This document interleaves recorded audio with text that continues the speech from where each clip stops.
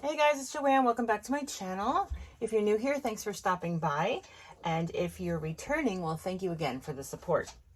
So today's video is just to show some Dollar Tree acrylic crafts. I'm actually only going to show you one craft, but I'm going to show you some ideas of ways that you can utilize these acrylics. So let me just start by saying I was really excited that I had purchased this acrylic board at Dollar Tree. And then I'm like, okay, well, I could put, you know how we put the Cricut designs on like wood and canvas and all that. I was like, oh, this would look really cute on this acrylic board. However, you would need some sort of like picture frame thingy like this, right? So you would need something to, which is really pretty. Like that's pretty, and that could be done, you can do something with this for sure. The Dollar Tree also sells I think they're like photo hangers or plate display. I don't know what they're called, but you know what they are. But then I was like, oh, I don't know, like that's like kind of too much for where I want to put it. And then I was thinking of them old picture frames, the acrylic ones with the L back that just sat on the counter. Like this, right? So Dollar Tree does sell 3 different sizes. They have a 10 by 8, they have a 7 by 5, and then they have a 4 by 6. And the 4 by 6 you can, do up or down or sideways. And I guess these you could do up or down also if you wanted to, but they just don't really lay right. So for my project today, I'm going to be using this 7 by 5. So we're going to put the other ones to the side. Okay, so now we're going to go ahead and apply it to our frame. These frames do come with a, a stock photo advertisement in there. So this is also what I was thinking as well. We can put our design on the front, and then we can put whatever kind of pattern paper we want on the back. However, I did not have any spring-like paper. I'm not going to go ahead and prepare my surface because they are also protected by this clear plastic sheathing, which means they're probably going to be a little bit staticky. But I am going to take my cup tray and just kind of put this on top so that I can see where I'm going with this. And then I think I'm going to put the paper in after. So this is the design that I have already cut out, and it's just open daily carrot patch, which I thought was really cute. It uses 3 different color vinyls.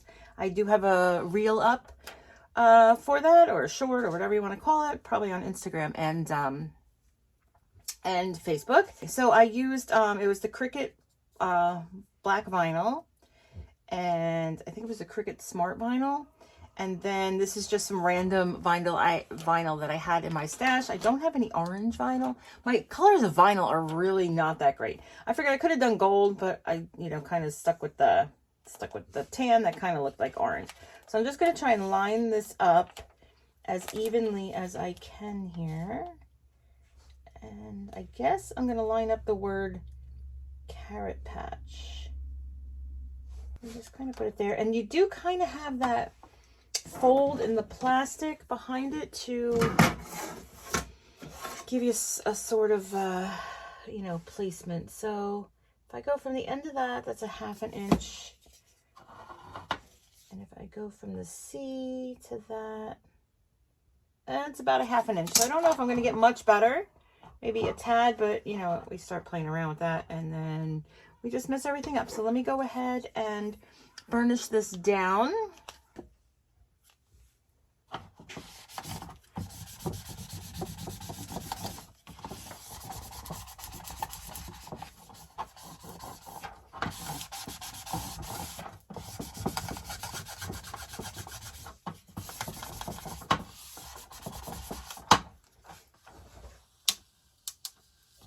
Oh, and look how nice. I am using the Teckwrap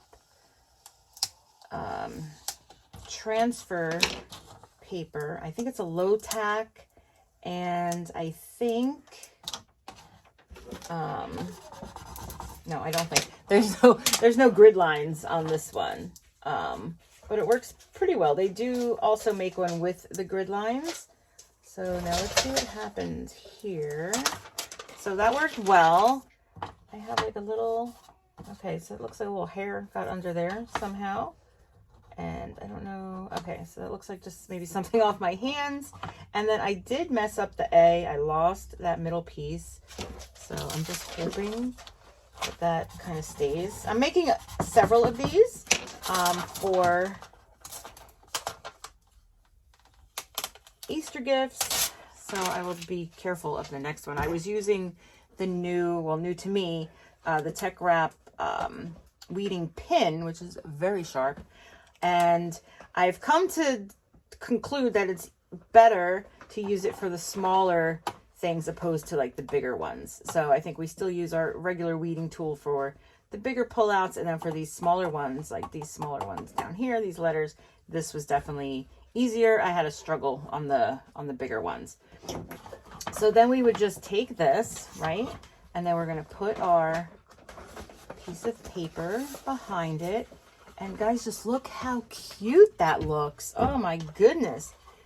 Oh my goodness. I love it. Can we see it? I don't know how we can see. I'm going to take a picture of it and put it up at the very end. But that's really all I wanted to show you. I came up with this idea and I thought it was great. I really haven't seen anybody do it, but maybe they did it years ago because these picture frames are, you know, they've been around for decades. All right, guys, thank you so much for watching. I will see you in the next crafty video. Please like and subscribe and have a great day.